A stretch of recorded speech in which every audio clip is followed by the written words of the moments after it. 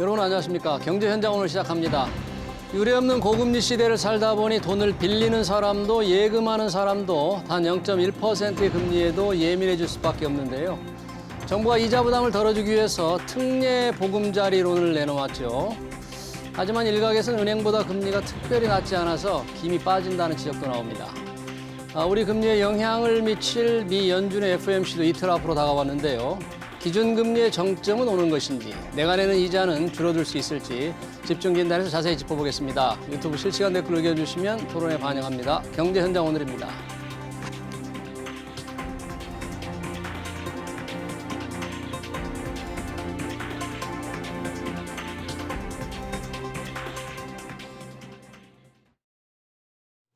네, 특례 보금자리론 관련 금리 동향 토론하기 위해서 두 분 모셨습니다. 김광석 한국경제산업연구원 경제연구실장, 유혜미 한양대 경제금융대학 교수 나오셨습니다. 두 분 어서 오세요. 안녕하세요. 네, 반갑습니다. 자, 특례 보금자리론, 좀 특별히 싸게 대출해주는 뭐 그런 상품 같은데 좀 집을 살려는 사람들 관심이 좀 있는 것 같습니다. 유혜미 교수님, 우선 이 특례 보금자리론이 누구를 대상으로 어떻게 빌려주는 겁니까, 이게? 예, 특례 보금자리론이라는 것이 이제 당초 발표가 됐었었는데요. 이번에 이제 금리를 약간 조정을 해서 새로 발표가 됐죠. 예. 이 특례 보금자리론이라고 하는 것은 소득 수준에 상관없이 9억 원 이하의 주택에 대해서 최대 5억 원까지 이제 대출을 해주는 정책 모기지 상품입니다. 네. 그래서 주택금융공사에서 이제 시행을 하고요. 그래서 신청을 하는 사람들은 소득과 상관없이 네. 그 대상 주택이 9억 원 이하라면 네. 5억 원까지 이제 대출을 받을 수 있는 그런 상품이죠. 예. 그러면 특례라는 게 뭐 특별히 금리가 좀 낮다. 그게 가장 중요한 메리트인가요, 이게 지금? 뭐 기존 대출자들의 경우에는 특히 금리의 시중금리의 고점일 때 네. 대출을 많이 의존했거나 22년 한 해 동안 특히 변동금리 대출자, 예. 우리나라 전체 가계대출의 한 78.5%가 변동금리 대출자니까 예. 금리가 계속 2.5%포인트 정도 올라가는 과정에서 이자 상환 부담이 계속 가중됐을 겁니다. 예. 어쨌든 이제 고금리에 굉장한 압박을 받고 있는 그런 민중의 어떤 시름 이런 것들을 좀 읽어 나가면서 이제 고금리에 대한 부담을 좀 절감해 주겠다라는 그런 방향성이라고 볼 수 있겠고요. 첫 번째는. 예. 두 번째는 어쨌든 이제 부동산 시장이 워낙 얼어붙어 있다 보니까 예. 경착륙이 아닌 연착륙을 좀 유도해야 될 텐데 예, 이 금리가 너무 높다 보니까 주택 구매 의사도 떨어지고 구매 여력이 떨어지는 거예요. 네. 그러니까 어쨌든 정책 금리를 도입해서 금리에 따른 부담을 좀 완화시키고 좀 매수하려는 의사가 있는 사람들은 매수할 수 있도록 좀 여건을 만들려는 그런 방향성 하에 이런 제도가 도입된 것이라고 생각할 수 있겠습니다. 새로 집을 살 사람이나 또는 한 채 가지고 있는 사람들한테도 지금 빌려주는 거잖아요. 그렇습니다. 그러면 현재 금리가 최고 금리 기준으로 4.55%네요. 아까 말씀하신 대로 이게 시작 전에 지금 0.5%포인트를 낮췄는데 현재의 수준은 어떻게 보십니까? 시작 전에 또 0.5%포인트 낮추는 좀 해프닝도 있었는데 어떻게 평가하세요? 예, 지금 이게 당초에 발표가 됐을 때는 여기 이제 일반형하고 우대형이라고 해서 주택 가격이 이제 6억 원 이하이면서 그다음에 부부 합산 소득이 1억 원 이하인 예. 경우에는 우대형으로 적용이 되고요. 그것에 이제 맞지 않을 때는 이제 일반형으로 적용이 되는데 우대형도 최저 금리는 4.65%, 그다음에 일반형인 경우 최저 금리가 4.75%였습니다. 그런데 예. 이게 이제 시중에서 지금 대출 금리가 계속해서 하락을 하고 있다 보니까 대출 금리 대비해서 별로 메리트가 없는 거죠. 그래서 이것에 이제 흥행이 저조할 것을 우려했는지 지금 이번에 이제 발표를 할 때는 0.5% 금리를 낮춰서 예.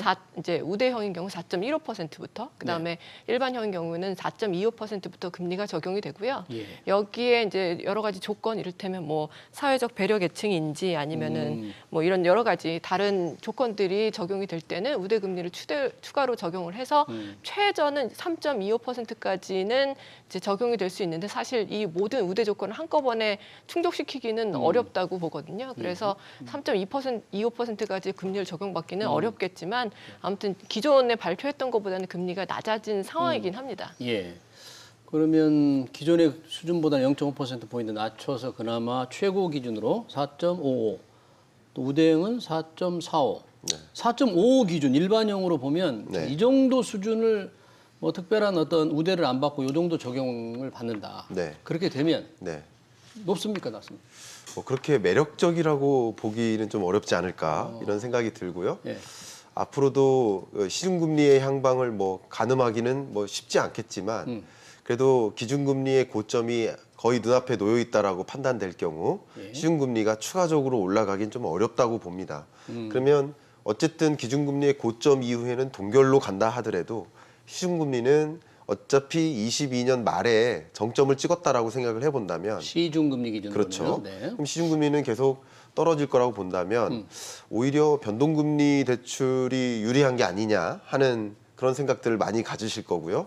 금융사에서도 그런 부분을 이제 특히 주요한 고객들한테 적극 추천하는 그런 모습들도 실제 일어나고 있습니다. 아. 그런 만큼 지금 이제 특례 보금자리론 자체가 그렇게 절대 다수에게 매력적이다 이렇게 느끼기는 좀 어려운 그런 측면이 있지 않나 생각이 듭니다. 예. 이거는 지금 고정금리잖아요. 예, 한번 그렇습니다. 딱 받으면 고정되는 건데 물론 중간에 금리를 뭐 낮출 수는 있겠죠. 요구를 해서 여러 가지. 여튼 아까 변동금리를 자꾸 금융사들이 권유한다면 변동금리로 할 것이냐 이 고정금리로 할 것인가 좀 머리를 많이 써야 될 것 같은데 지금 시중금리 보면 어떤 게 유리할지 좀 고민이 좀 있겠네요. 돈을 빌리고 싶은 사람들. 예, 그런 이 금리 측면에서만 보자면 아마 변동금리를 받는 것이 좀 더 유리할 수도 있을 텐데요. 앞으로 더 내려갈 것이 이제 기대가 될 때요. 예. 그렇지만 이게 특례 보금자리론이라 보니까 금리뿐만이 아니라 다른 메리트도 있습니다. 예를 들어서 예. 이 중도 상환 수수료가 없거든요. 이 대출은. 그런데 이것이 현재 가지고 있는 대출에서 특례 보금자리론으로 갈아탈 때도 중도 상환 수수료가 없고요. 그다음에 이 특례 보금자리론을 받고 있다가 나중에 뭐 변동금리 수준이 훨씬 더 많이 내려가서 이제 변동금리로 아예 갈아타겠다라고 할 때도 중도 상환 수수료가 없습니다. 게다가 이 대출은 DSR 우리가 이제 흔히 총부채 원리금 상환 비율이라고 하죠. 이제 예. 소득 대비해서 주택담보대출 플러스 모든 대출에 대한 원리금 상환액의 일정 비율을 넘지 않도록 하는 예. 그런 대출 규제인데요. 사실 뭐 LTV 규제가 완화되더라도 이 DSR 규제 때문에 대출을 이제 원하는 대로 받지 못하는 경우가 상당히 많은데 예. 지금 이 특례 보금자리로는 이 DSR 산정에도 포함이 되지 않습니다. 그래서 그런 여러 가지 이제 다른 특장점들을 모아서 이 이제 특례 보금자리론이 출시가 된 건데요. 만약에 이제 최근 이제 대출 금리가 계속 인하되고 있는데 그 이전에 고정금리 대출을 받으셨다고 하면 사실은 이제 고정금리가 수준이 상당히 높은 시점에서 장기로 이제 고정금리 대출을 받으신 분들은 아마 지금 변동금리 수준이 계속해서 대출 금리가 내려가는 것을 보고 좀 속쓰려하실 수가 있거든요. 그래서 그런 분들 같은 경우 이런 특례 보금자리론을 고려하시면 이제 아무래도 중도 상환 수수료도 지금 없으니까 갈아타기에 좋고 그다음 나중에 이 고정금리가 조금 낮은 수준으로 받았지만 변동금리 그 주택담보대출 금리가 더 내려갈 경우에는 그 경우에 다시 갈아타기를 하더라도 중도 상환 수수료가 없기 때문에 아무래도 이제 고정금리를 조금 더 높은 수준에서 받으신 분들한테 매력적인 상품이 아닐까 하는 생각을 네. 해봅니다. 교수님께서 예. 아주 중요한 부분을 좀 지적해 주셔가지고 예. 저도 추가적으로 좀 보태도록 하겠습니다. 어쨌든 이 대출 상품을 알아보시는 이제 잠재적 차주가 굉장히 많으시기 때문에 예. 뭐 소득이라든가 뭐 주거 유형 등에 따라서 니즈가 굉장히 다양할 것입니다. 근데 어쨌든 이 특례 보금자리론의 가장 주된 특징, 예. 우수성은 어떻게 보면 중도 상환 수수료가 없다라는 중도 상환 거죠. 수수료가 없다는 근데 거? 보통 여러분들이 주택담보대출을 받으실 때 예. 뭐 보통은 최소 10년으로 하잖아요. 예. 뭐 장기로 한 30년도 되고 있지만 그러면 이제 담보대출을 받을 때 선택을 하지 않습니까? 예. 그 만기 일시 상환 방식으로 하냐? 그러면 아니면 고정적으로 분할 상환 방식을 하냐? 이거 두 가지를 이제 선택하는데 그러면 10년 만기로 해놓고 분할 상환 방식을 한다, 혹은 네. 만기 일시 상환 방식을 한다라고 했을 때 10년 동안 천천히 갚아나갈 소위 말하는 중도 상환의 가능성이 좀 상대적으로 떨어지는 그런 차주라고 한다면 어쩌면 시중은행의 금리가 더 매력적일 수도 있겠다라고 보고 예. 상대적으로 이제 대출 상환이 뭐 10년이라고 하더라도 5년 혹은 3년 내 다 갚을 계획이 있다, 갚을 능력이 있다라고 하신다면 중도 상환 수수료가 없다라는 이제 장점을 이용해서 네. 이 정책 지원을 좀 활용하는 것도 방안이 아닐까 이런 생각을 해봅니다. 중도 상환 수수료가 없다 그러는데 기존에 있는 대출을 요걸로 갈아탈 때 네. 기존에 있는 대출을 갚아야 되잖아요. 거기서는 중도 상환 수수료를 좀 물어야 되겠네요. 요거는 없겠지만 갈아타려고 그럴 때 기존에 이제 대출 받아 쓰고 있는 사람이 좀 낮은 금리로 또 이걸 쓰게 되면 네. 기존에 걸 갚을 때는 대출 상환 수수료 거기서는 물어야 돼요. 그 중도 상환 수수료가 없다는 것으로 제가 아, 이제 그래요? 알아봤었는데요. 예. 예. 야, 그런 부분은 만약 그렇게 된다면 좋을 텐데 이 영끌족들이 조금 생각해 볼 필요가 있는 것 같아요. 그렇습니다. 아까 그 배가 아프다고 그랬잖아요. 그 고정금리로 좀 비싸게 빌려서 집을 산 사람들 금리 이렇게 하기 좀 어려우니까 영끌족들이 조금 한번 관심을 가질 필요는 있을 것 같네요. 예. 네. 기준금리가 계속 인상되면서 이제 대출금리가 한창 오르고 있었던 시점에 그때 이제 고정금리를 받으신 분들은 그 이후에도 이제 대출금리 계속 올랐지만 네. 이제 고정금리 대출을 받아서 비교적 그래도 이자 비용이 크게 늘지 않은 상황이셨을 텐데 그 이후에 이제 받으신 분들 고정금리 대출을 받으신 분들은 아마 이걸 갈아타는 걸 한번 고려해 보시는 게 좋지 않을까 하는 생각입니다. 네. 영끌족 중에서도 예. 지금 앞에 말씀 잘해주신 것처럼 일반형과 우대형이 있기 때문에 우대형의 대상이 되는 계층이라고 한다면 주로 이제 청년층이나 신혼부부나 아니면 뭐 저소득층, 취약계층들의 경우에는 추가적인 우대금리가 적용되기 때문에 예.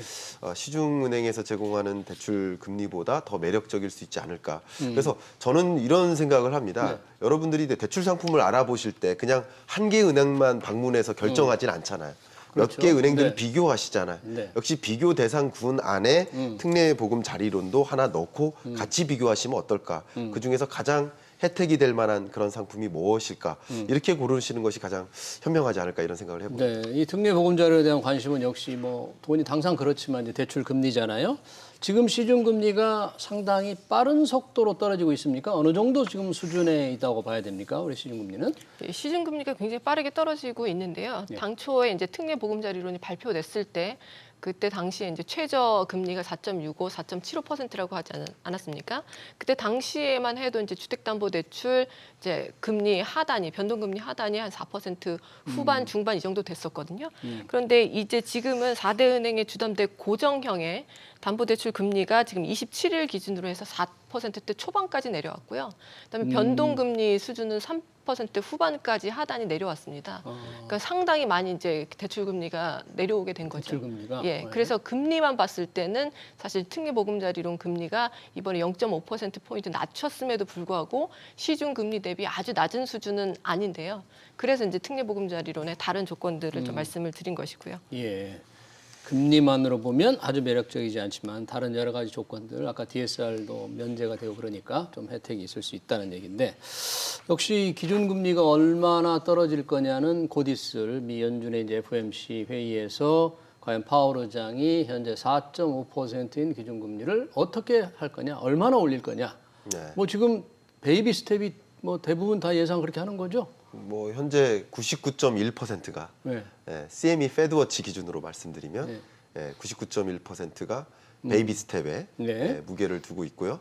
지난 미국 물가 상승률이죠. CPI 그리고 네. PCE 둘 다 시장의 기대에 부합하고 그 각각의 근원 물가 기준으로도 시장의 기대에 부합하고 지난 실적보다도 떨어지고 기대 인플레이션율도 떨어지고 예. 여러 가지 조건을 다 따져봐도 물가는 확실히 지난 22년 6월에 정점을 찍고 떨어지는 경로다라는 예. 것을 거의 확언할 수 있다시피 하고 있기 때문에 예. 그럼 이 정도 수순이면 아직 물가의 정점 어떻게 보면 물가의 어떤 목표 물가에 부합하는 수준까지는 아니지만 그래도 상당한 수준으로 떨어지고 이 정도 4.5% 수준의 높은 금리면 충분히 물가 안정화를 만드는데 만들어진 충분한 인프라에 해당된다 이렇게 판단하기 때문에 추가적으로 금리 인상을 하더라도 많이 할 수는 없는 그런 상황이라고 판단 내려집니다.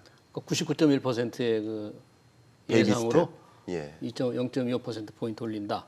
뭐 그것으로 끝날까요?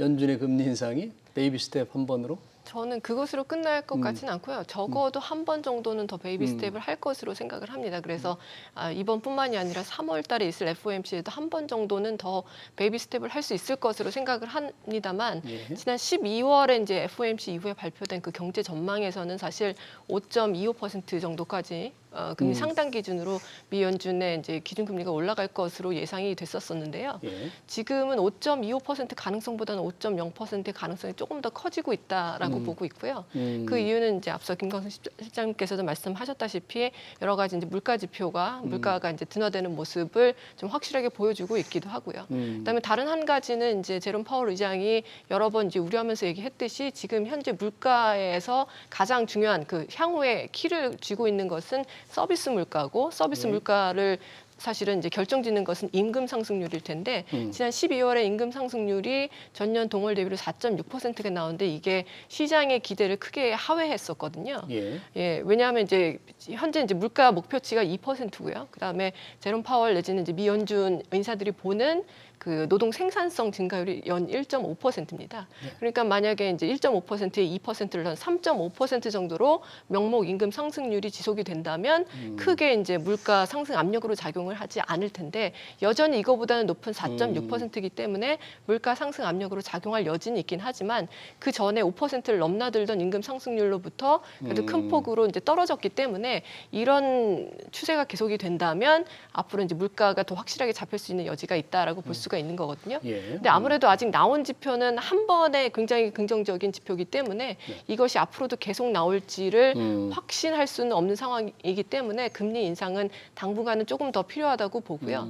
그다음에 한 가지 더 고려할 수 있는 것은 제롬 파월 의장이 사실은 이번 이제 인플레이션 위기가 시작되기 전에 2021년 이제 그 여름에 이 인플레이션이 일시적이라고 이제 오판을 한 적이 있었죠. 그렇죠. 그래서 일시적이라고 계속 얘기했었죠. 예, 그래서 사실은 이제 미 연준이 금리를 더 일찍 조기에 인상해서 인플레이션이 이렇게까지 심하지 않을 수준을 만들 수도 있었는데 그런 기회를 놓친 것에 대해서 굉장히 많은 비판에 노출돼 있었는데요. 그래서 지금 현재 시장은 상당히 이런 금리가 앞으로 이제 크게 오르지 않을 것이고 연말에 잘하면 이제 금리 인하도 가능할 것 같다는 그런 생각이 여러 가지 증시에 훈풍도 불고 있고 하지만 제롬 파월 의장 내지는 이제 미 연준 입장에서는 이번에 금리를 잘 가져감으로써 인플레이션을 확실하게 잡는 것이 그야말로 통화 정책의 신뢰도를 다시 회복시키는 가장 중요한 기회이기 때문에 이번 기회를 절대 놓치지 않을 것이고 따라서 아주 진짜 물가가 확실히 잡혔고 물가 목표치에 근접해서 진짜 곧 바로 물가 목표치를 회귀할 수 있다는 그런 확신이 들기 전까지는 금리를 성급하게 인하하지는 않을 것으로 저는 생각하고 있습니다. 유 교수님은 이제 금리를 0.25%포인트 한 번 더 이번에 올리고 3월 달에 한 번 더 올리지 않을까 네. 그 정도 선 얘기를 했는데 네. 뭐 또 말씀하신데 파월 의장이 워낙 좀 신뢰도를 잃어서 파월 의장 말을 누가 믿느냐 연준에서 아무리 해도 거꾸로 베팅해라 막 그런 얘기들을 네. 많이 뉴스에 보도가 되던데. 네. 같은 현상을 놓고 예. 다른 생각을 하는 것 같아요. 소위 동상이몽이죠. 예. 이 이 컵이 있는데 물이 반 남았다고 예. 볼게요. 그럼 뭐라고 생각하세요? 반밖에 안 남았나? 반밖에 안 남았구나. 근데 또 어떤 분은 반이나 남았구나. 예. 같은 현상인데 달리 해석하는 거예요. 물가 상승률이 지난 22년 6월에 9.1%를 기록하고 6.5%까지 떨어진 건 사실입니다. 정점 찍은 건 맞는데 예. 2%라는 목표 물가에 부합하는 데까지는 아직 남았으니까 어떻게 생각하면 투자은행들이 IB뱅크들이 이 정도 6.5%까지 떨어진 거는 반밖에 안 남았다라고 보는 것처럼 물가 다 잡혔다. 그러니까 금리 인상 없고 이제 금리 인하할 수도 있다 하면서 네. 투자 의사결정자들에게 투자 의지를 더 부추기는 흐름인 거고요. 파월 입장에서는 아직 갈 길이 멀다라고 판단하는 거예요. 예. 그리고 특히 이것을 좀 따져봐야 되는데 예. 9.1%에서 6.5%까지 물가 상승률이 떨어지긴 했지만 예. 이 물가 상승률 9.1%를 구성하는 기여도별로 구분을 해볼 수가 있는데 예. 맨 위에 하나가 에너지 물가고요. 에너지. 그다음 식료품 물가예요. 예. 이 두 가지를 제외한 게 근원 물가입니다. 그렇죠. 근데 이 두 가지가 많이 떨어진 거예요. 지난 22년 6월부터 최근까지 예. 이 식료품 물가와 에너지 물가가 에너지. 많이 떨어졌어요. 이제 근원 물가가 떨어졌느냐?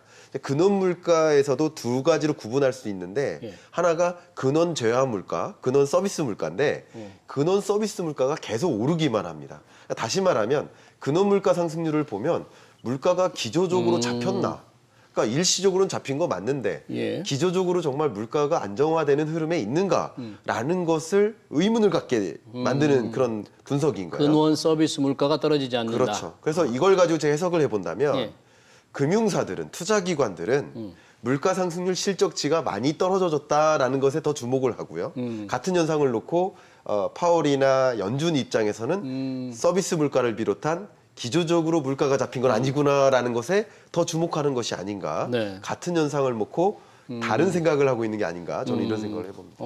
같은 현상을 놓고 서로 달리 본다. 우리 실장님은 어느 쪽을 보세요? 저는 파월 입장입니다. 파월 의장? 왜냐하면 기준금리의 결정은 연준에서 하는 것이고 연준- 금융기관이 하는 것은 아니거든요. 파월 의장 함부로 보지 마라. 괜히 함부로 보시면 안 되죠. 거꾸로 배팅하면 큰일 난다. 다만 그런 이제 얘기. 투자자들 입장에서는 제가 조언을 드린다면 금리 인하가 될 거야라는 그 기대 심리, 예. 기대감만으로도 시장에 돈은 유입될 수 있거든요. 그래서 기대감이 언제 가장 폭발적으로 증가할까 그런 지점에 같이 돈의 이동이 일어날 테니까 예. 같이 이동하는 것은 필요하겠지만 기준금리의 스탠스를 스스로 결정할 필요는 없겠다라고 판단을 하고 있습니다. 지금 미 연준이 이제 어느 정도 금리를 올릴 건지 언제쯤 인상을 멈출 것인가를 조금 예상할 수 있는 게 뭐 캐나다 중앙은행이 처음으로 선진국 중에서 기준금리 동결을 예고했다는데 이게 무슨 뜻입니까? 어떤 의미가 있는 거예요, 이게?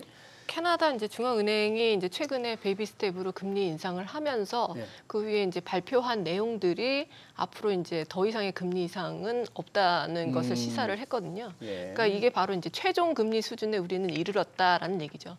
사실은 이제 미 연준에서 언제 최종 금리 수준에 도달할 것인지 이것이 사실 시장에서 굉장히 궁금한 부분인데 미국하고 굉장히 크게 연계되어 있는 캐나다 중앙은행이 최종 금리 수준에 이제 이르렀다는 발언을 했다는 것은 미 연준도 머지않아 최종 금리 수준에 이르겠다는 발언이 아니겠나 하는 그런 식으로 해석이 되고 있는데요. 예. 사실 캐나다와 이제 미국은 여러모로 많이 연관이 되어 있긴 하지만 좀 크게 다른 점이 이제 두 가지가 있는데요. 예. 하나는 이제 가계 부채의 문제입니다. 그래서 캐나다도 가계 부채 문제가 우리나라처럼 상당히 심각한 수준이고요. 하지만 미국 같은 경우에는 이제 지난번 이제 글로벌 금융위기 이후에 가계 디레버리징이 상당히 많이 일어났습니다. 그래서 가계 부채 문제가 그렇게 심각한 수준은 아니거든요. 근데 금리가 인상되었을 때 가계 부채가 지금 현재 어느 정도 수준인지가 사실은 금융 불안 가능성을 높이는 데 상당히 중요하지 않습니까? 그래서 캐나다 같은 경우는 이런 가계 부채 규모가 크기 때문에 그런 부분에서 금리 인상을 좀 더 일찍 멈추어야 되는 그런 상황이 있었고요. 예. 다른 하나 이제 경기 침체 가능성인데 예. 지금 미국 같은 경우는 경기 침체 가능성을 보고 있긴 하지만 그 정도가 그렇게 심하지는 않을 것이라는 지금 시장의 전망이 지배적이거든요.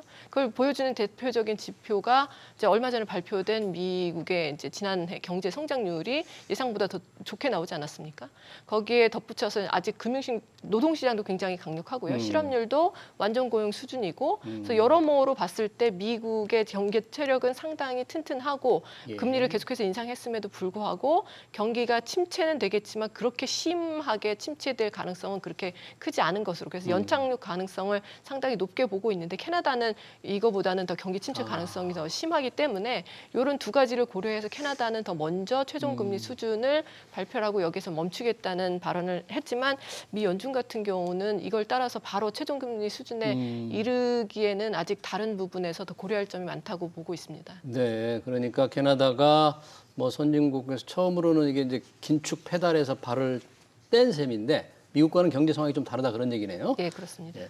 금리가 여튼 뭐 어느 정도 인상 기준 정점이 이제 와 있는데 아까 시중금리가 이렇게 정점에 기준금리는 정점에 도달하고 시중금리는 이미 떨어지기 시작하면 이 우리 대출금리도 은행에서 받은 대출금리도 좀 떨어져야 되잖아요. 네. 고정금리 이미 받은 분들 그렇게 금리나 혜택에 몸으로 피부로 못 느끼는 것 같아요. 고정금리 대출자들의 경우에는 말 그대로 고정금리 대출이기 때문에 예. 금리가 시중금리가 이렇게 떨어지는 과정에서 추가적으로 그 변화를 느끼기가 좀 어렵고요. 신규 대출자만 적용이 되는 거예요. 그러니까 그렇죠. 이미 받은 사람들 근데 고정금리 대출자 말고도 말씀하신 대로 변동금리 대출자조차도 예. 사실 그동안 누적된 금리 인상폭이 적용되는 과정이기 때문에 시중금리가 이렇게 떨어진다 하더라도 그게 체감적으로 느껴질 만큼 이자 상환액이 떨어졌네 이렇게 느끼기는 어렵고요. 신규 대출자라고 한다면 예를 들어서 22년 10월에 대출받았던 사람과 23년 1월에 대출받은 사람 신규 대출자끼리 비교한다면 이자 상환액이 많이 떨어지는 거라고 볼 수 있겠죠. 예. 뭐 금리만 뭐 그런 사람 그런 댓글이 좀 올라왔던데 전에 보니까 뭐 실제 코픽스 금리도 마찬가지. 예. 개마고원 수준에서 금리만 뭐 뛰고 있느냐? 왜 안 내려주느냐? 금리 낮춰달라고 하는데 왜 안 낮춰주느냐? 금리나 요구권 신청해도 잘 안 받아주더라. 은행이 계속 얘기하는데 그런 불만들도 좀 많은 것 같아요. 네, 사실은 그 변동금리 주택담보대출을 받은 경우에도 그 변동금리라는 게 이제 계속해서 조정이 된다는 얘기긴 하지만 이 조정이 되는 주기가 한 6개월 아니면 3개월 이렇게 몇 개월에 한 번씩 조정이 되거든요. 예. 그러니까 만약에 지난 12월에 대출을 받으셨다고 하면 지금 계속해서 대출 금리가 낮아지고는 있지만 다음 6월 쯤에야 이제 비로소 그 낮아진 대출 금리로 변동 금리가 조정이 되는 거기 때문에 앞으로 이제 6개월 동안은 그 12월에 받으신 높은 대출 금리에 해당하는 이자 비용 계속 납부를 하셔야 되는 거죠. 따라서 예. 이런 시차 때문에 대출 금리가 인하돼도 이것이 기존에 주택담보대출을 받으신 분들한테 적용이 되기까지는 몇 개월 정도 시간이 걸린다고 볼 수가 있겠습니다. 한때 금리가 계속 오를 때는 이 고정금리 대출을 받는 게 유리하다. 뭐 그런 권고, 네. 금융당국도 좀 그렇게 권고를 좀 하지 않았습니까?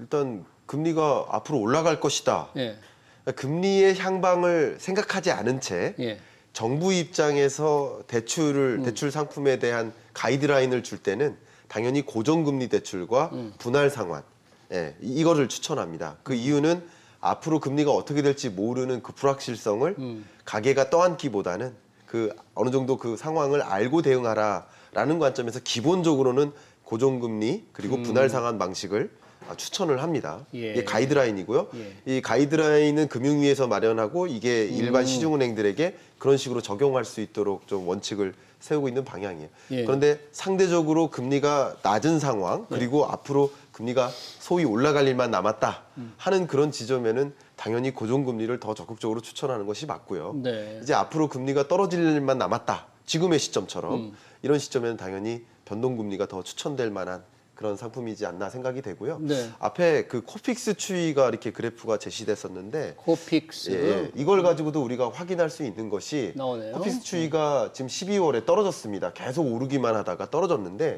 이 그래프가 신규 취급액 기준입니다. 근데 기존 취급액 기준이나 다른 기준으로 보면 예. 아직도 12월까지 오르고 있는 모습이에요. 아. 그러니까 이런 것들이 결국 신규 대출자들이 예. 향후에 이자 상환 부담이 많이 떨어지는구나라는 것을 체감할 수 있게 만드는 그런 선행 지표격이라고 볼 수 있거든요. 네, 그런 것도 또 참고하시면 신규 대출 기준으로만 저렇게 떨어져 있지 전체로 보면은 뭐 기존 대출자는 별로 떨어지지 않고 오히려 올라가고 있다 이런 얘기죠. 예를 들어 1, 2년 전부터 대출 상품을 이미 활용하시는 분들은 예. 시중금리가 이미 정점 찍고 떨어졌을지라도 이미 그 초기 이제 대출 받았던 그 시점에 비하면 예. 높은 금리로 적용을 많이 받고 있기 때문에 그리고 적용되는 시점이 좀 시간적인 예. 격차가 있으니까 은행- 그러니까 체감하기가 어려울 수 있죠. 은행돈 빌린 분들은 뭐 시중금리 떨어진다는 게 나무나 얘기 같아요. 이자도 자기 이자는 안 떨어지니까 왜 누구 이자가 떨어지는 거야 이렇게 상당히 불만이 많은데 이런 시중금리가 떨어지는 게 자산 시장에는 지금 증시나 부동산 어느 정도 지금 많은 영향을 주고 있습니까? 어떻습니까? 예, 많은 영향을 주고 있다고 생각이 되는데요. 왜냐하면 지금 1월 들어서 코스피도 그렇고 굉장히 많이 올랐거든요. 네. 그래서 증시가 사실 훈풍이 불고 있습니다. 근데 이거는 12월만 해도 이렇게 기대를 하지는 않았었거든요. 12월에 우리 산타랠리가 없다라고 해서 예. 굉장히 이제 침울했던 그런 기억이 있는데요. 지금 1월 달에는 전혀 예상과 다르게 이제 증시에 훈풍이 불고 있는데 이거는 저는 한 두세 가지 정도 영향이 있다고 볼 수가 있겠는데 첫 예. 번째는 이제 그 시중금리가 하락하는 것이 결국에는 미 연준이 더 이상 기준금리를 아주 공격적으로 올리지는 않을 거고 잘하면 연말에 뭐 기준금리가 인하될 수도 있다는 그런 가능성에 대해서 사람들이 이제 얘기를 하고 있죠. 이게 여러 가지 뭐 물가 지표라든지 임금 상승률 지표 때문이기도 하고요. 그다음에 한국과 같은 경우도 1월 달에 그 한국은행에서 금리 인상을 발표를 하면서 사실은 우리의 3.5%가 거의 최종 금리가 될 수 있는 가능성을 시사하는 발언들을 많이 하셨거든요. 그래서 한국의 경우에도 더 이상 금리가 올라갈 가능성이 상당히 낮구나. 그래서 앞으로는 금리가 인하될 것만 남았구나 하는 이런 생각이 이제 증시에 조금 훈풍을 불어넣었고요. 근데 마지막으로 지금 1월 들어서 외국인 순매수가 굉장히 많이 들어오고 있거든요. 주식시장에. 예. 그래서 외국인 순매수가 많이 들어오는 게 벌써 1월에만 6조 9천억 원 정도 들어왔는데 이거는 이제 앞으로 뭐 금리 인하 때문에 아무래도 주식시장이 더 좋아질 거라는 기대도 있을 것이고요.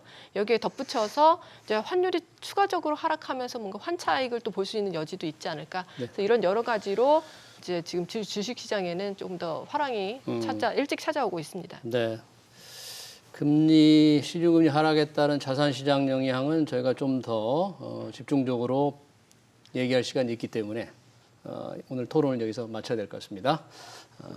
지금까지 김광석 한국경제산업연구원 경제연구실장, 유혜미 한양대 경제금융대학 교수였습니다. 고맙습니다. 감사합니다. 네.